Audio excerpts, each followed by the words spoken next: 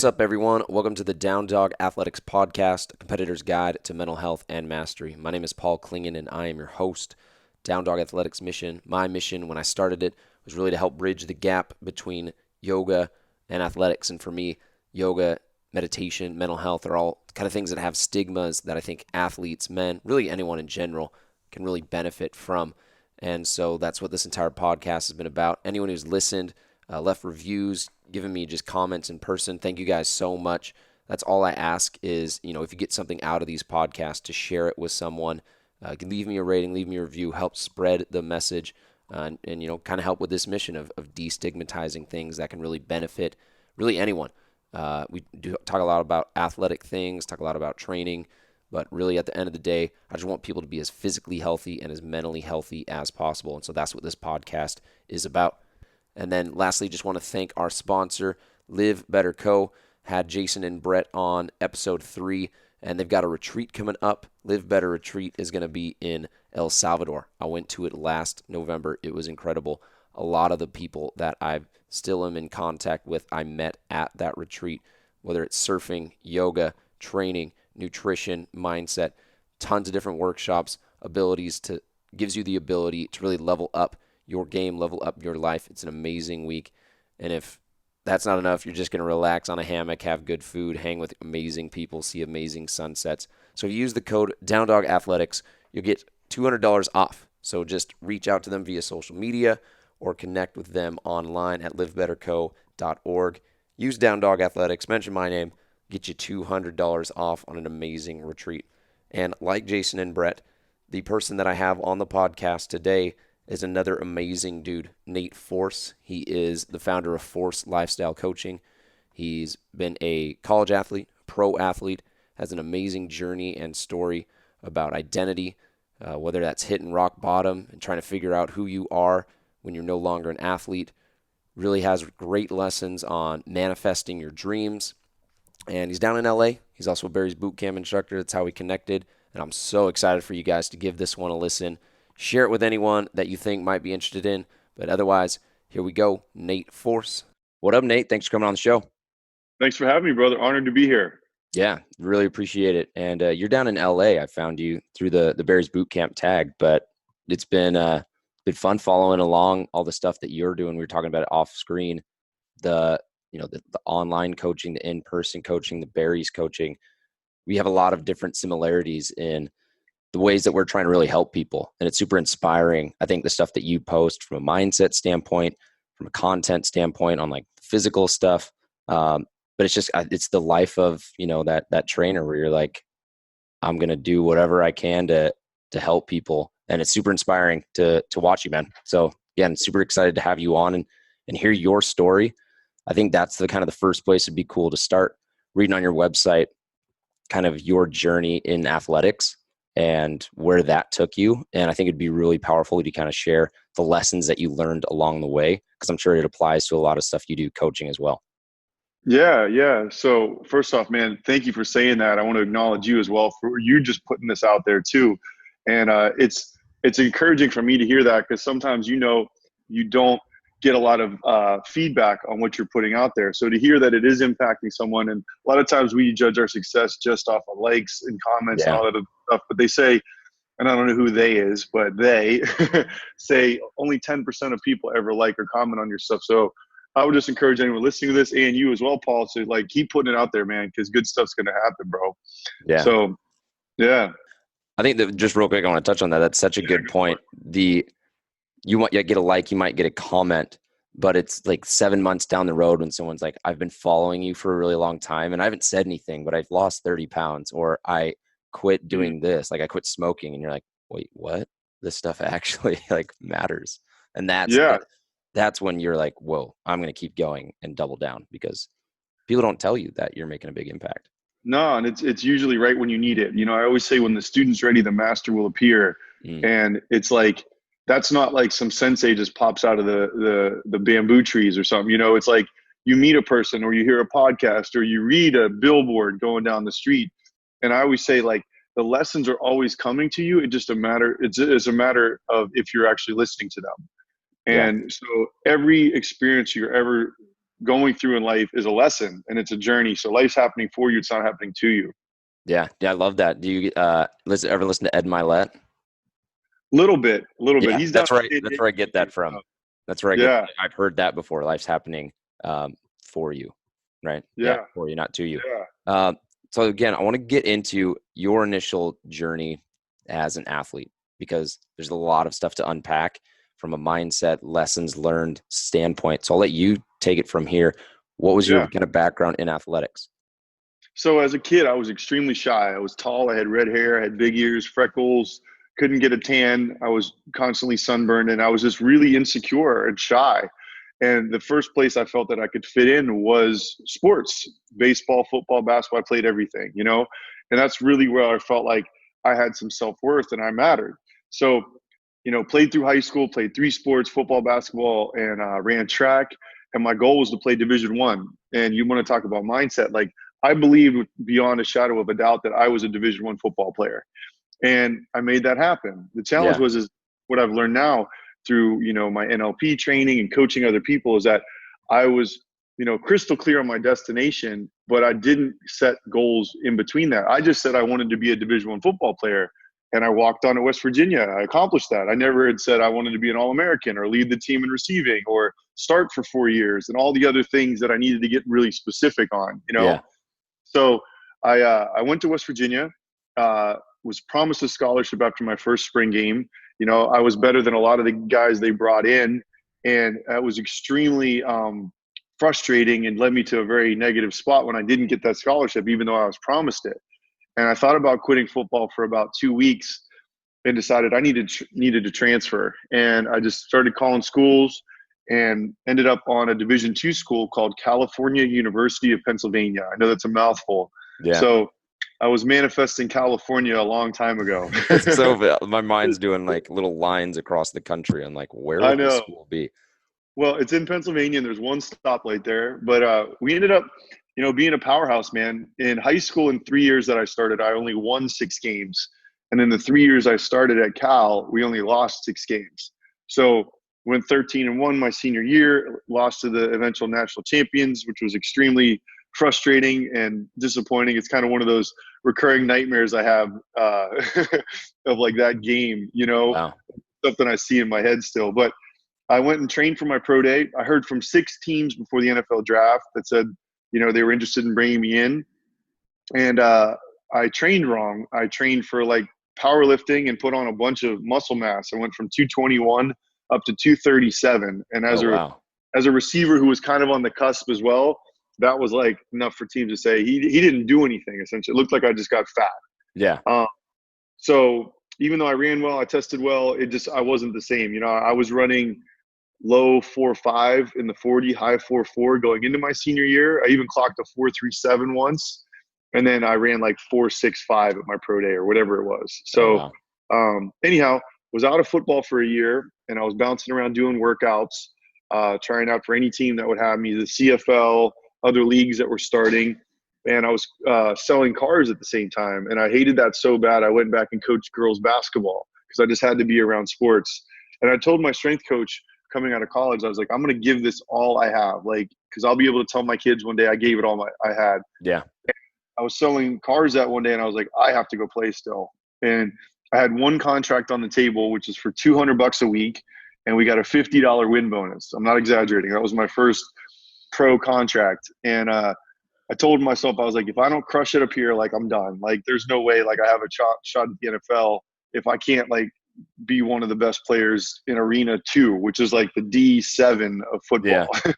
So had a really good year, set a bunch of single season records up there. We had a great team, made it real far in the playoffs. It was a lot of fun, and ended up getting a workout with the Steelers that year. And I thought I was going to have some other workouts. My agent at the time really wasn't helping me out as well. I got myself that workout, and I went and played again the next year in Milwaukee and had another really good year, was leading the whole league in stats in receiving. And then I got hurt in week 12. I had a sports hernia, which was essentially me like overworking myself. I was Yeah. trying to like change up my workouts and go extra hard in the gym to like make myself into this like better athlete when I should have just like stayed doing what I was doing and the opportunity would have come. And it's like, that's the thing I realize now, like I was operating from a standpoint of my identity was completely wrapped up in me as a football player. Like Yeah. my my way to be loved, my way to, meet girls, my way to have self-worth was in my accomplishments on the football field as opposed to just being. And I look back now and it's like, when you operate from that place of just being like, I'm here to be the best version of myself every day, there is no competition except myself. Right. Then it's a place where the stress isn't there, and you're just operating from a standpoint of like, I'm becoming the best version of myself every single day. So got hurt that year, ended up getting hurt 3 years after that, broke my ankle the year after that, hurt my shoulder the year after that. And I just kind of didn't know what to do with my life after football, and ended up going to Chicago to play week 7. I'd gone from being like one of the top 3 players in the league in receiving to Yeah. like just a dude that was just like, because I was playing not to get hurt. Yeah. And was in Chicago week 7. I decided to quit the insurance business I was working. I was selling insurance and playing football. And the week I did that, I got cut from the team. I got kicked out of my apartment. My car broke down, and I got attacked by a Rottweiler. All in the Yes. 4 I love days. it. Yeah, The epic so like, comebacks coming. totally, man. Like they say, like the presence of an obstacle means a goal's been set. And I Yeah. was changing the direction of my life, and everything was testing me. And literally was living on my buddy's couch. I knew one guy in Chicago, and he ended up letting me stay on his couch. And I had this sense of like, man, I'm not going home. Like, I'm not going back to my parents' house. Like, I'm just going to figure this out. So I started working as a waiter at a restaurant. And then I just started to train some people on the weekends. And literally that's how I became a trainer, was just out of necessity. I'd worked for a gym in college as an intern there. And those guys were like killing themselves, working like 15 hours a day and making like $15 an hour. Yeah. And it was like, I don't want this life. And just never thought of it in like from an entrepreneur's perspective of owning my own business until I met my mentor. He said, you have a business, you just need to treat it like one. And he's like, you're scared, you're going for plan B, you have plan A, but you're trying to find these other jobs. He's like, you're going to wake up 10 years from now and still be on plan B. Yeah. And I was like, I literally just met him that day, and I was like, dang, this dude's right. Long story short, he became my first PT client. And he lives in San Diego now, and he's one of my best friends. Like, he's my mentor and just huge influence on my life. Yeah. So, Yeah. and that's when, what year was that when you released or opened, I guess, Forse Lifestyle Coaching? Was that when that was born? Yep, that was 2013. Okay. So I got cut in May of 2013, and I started training people in June. Okay. Dude, I love Yeah. that. I love that epic. It's just like everything, shit hits the fan completely, and it's like rock bottom, and you're like, sweet. It's like, I like to look at it as like you get in a pool and you hit the bottom of that pool, but that's where you have like that leverage to just launch up, Man, because you're at the bottom and you can't, if you don't have anything at that rock bottom, you don't really have anything to propel off of. But that sounded like that's what it was for you. I just heard a quote today. I'm listening to Brendan Burchard's book, High Performance Habits. Yep. And he said, you don't know how strong you are until you have to be strong. Yeah. And it's like, you really don't know what's in you until like there's no other option. And so like I had the gift, I was having this conversation yesterday of until I moved to Los Angeles, I had never worked for a corporate organization in terms of health and fitness. And I used that as like a badge of honor for a long time. But like, I've also realized that I had to humble myself and learn from some other people who have obviously been very successful at what they've done. Yeah. But also too, it's been a gift because like, I don't think the same way as the other people there. Cause I just like, I didn't know any better. It was just like, I got to eat. So I'm going to make this work. Yeah. Figure it out. Yeah. 100%. There's a few things you mentioned in that story I just want to unpack a little bit. One, first is the nightmares, because I have similar nightmares, and mine's more like it's my turn to hit, or like we're going back onto the field and I can't find my gear, or I can't find my bat or helmet. And it happens like twice a month. And so it's interesting that you have similar nightmares around that game. And I'm wondering if you've ever dug into that to find out, why it still happens, or in your NLP training, if there's something that maybe you've uncovered with those. That's a great question. And I haven't. It's kind of interesting. Like, one of the main teachings of NLP is your unconscious mind is very figurative. It's not literal, Yeah. So that's why, you can have a dream and it's like someone from like your high school class who you haven't even like thought about or seen in 20 years sometimes pops in.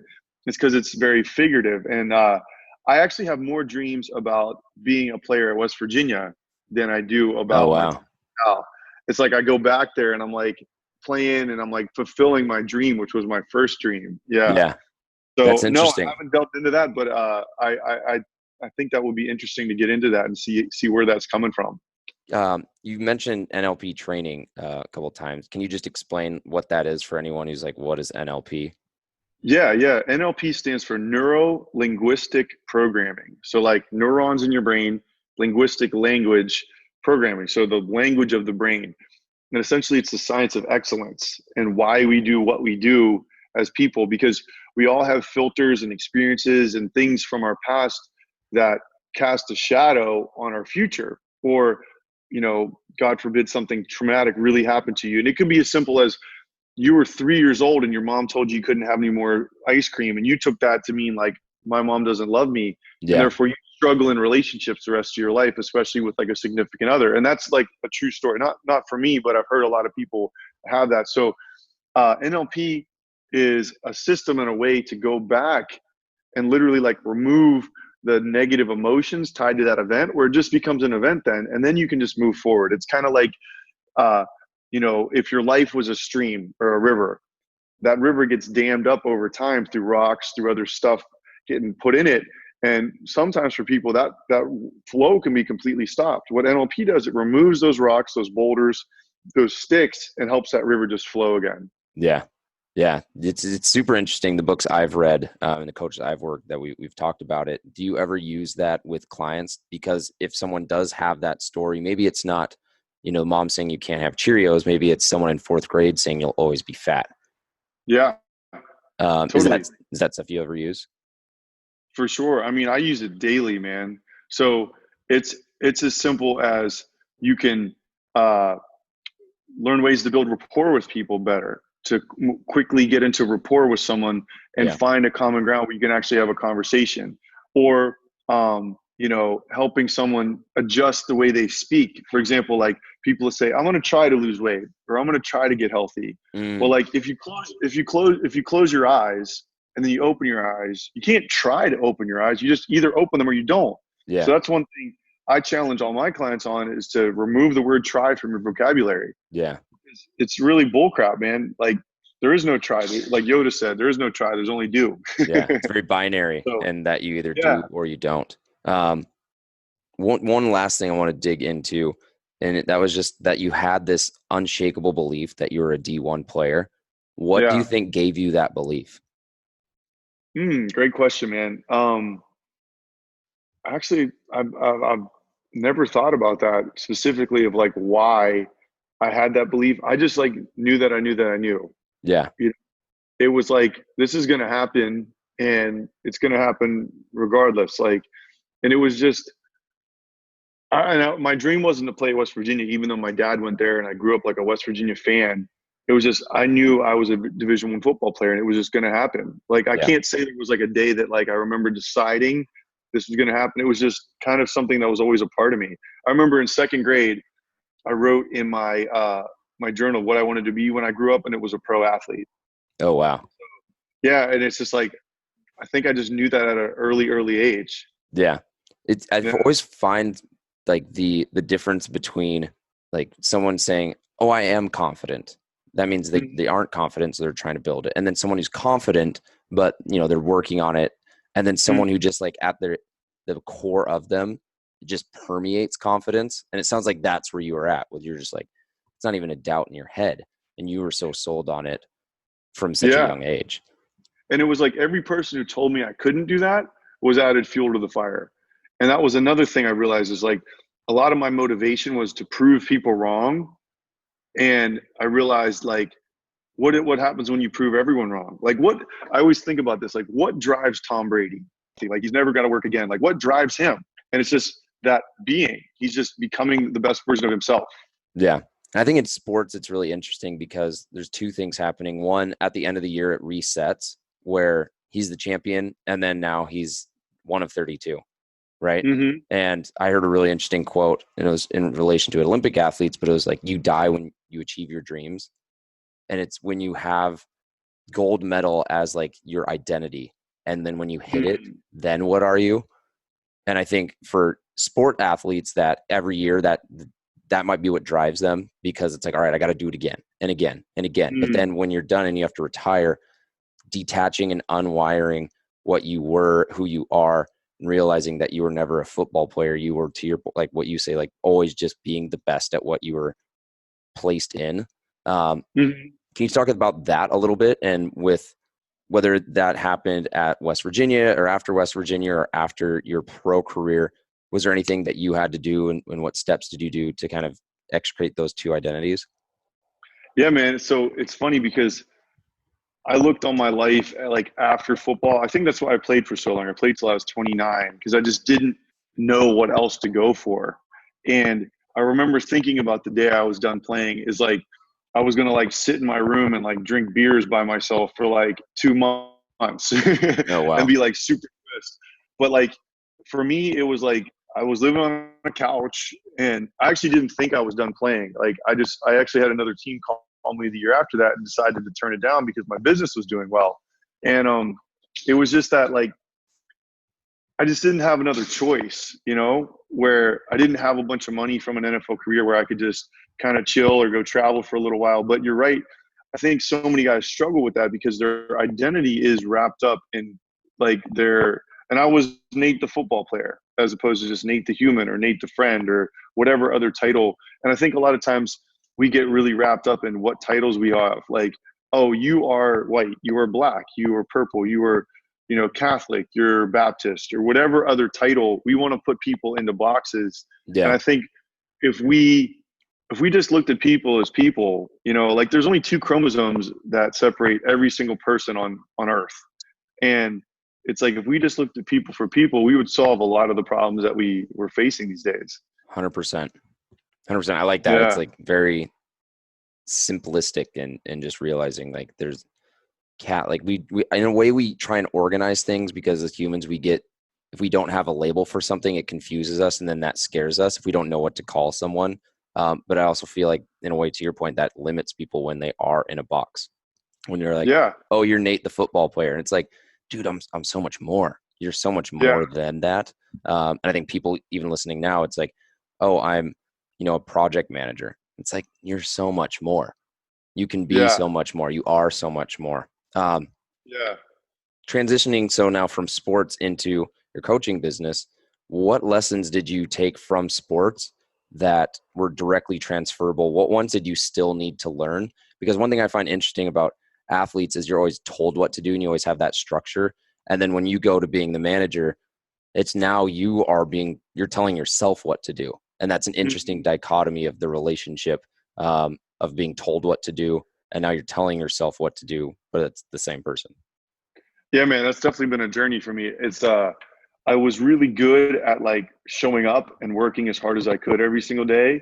And doing that got me on the cusp of my dream of playing in the NFL. Yeah. And didn't break it down, didn't know how to break it down. So goal setting is like something I'm hugely passionate about now, of helping people create that, placing that in their future timeline to where it's like, this is what I need to do. These are the specific steps I need to take to accomplish what I want to accomplish.